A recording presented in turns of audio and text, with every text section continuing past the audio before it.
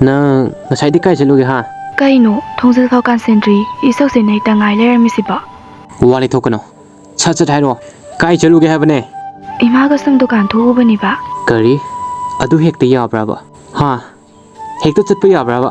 Kaino ta nang haidubo, imaga chatbabu yabro haibu kaino. Adu ersu ai nongonda kai haige ba. Nangyam lamheli ji kai gino ba.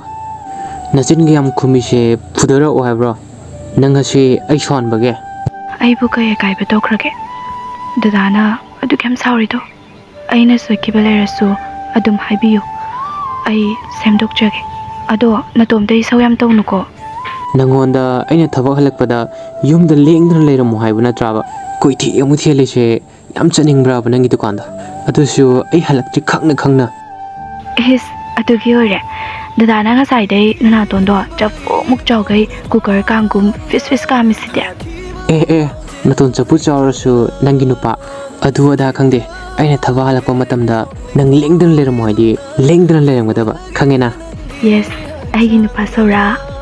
Nang nungsibaga aina nungsibaga karana hele nungsibaga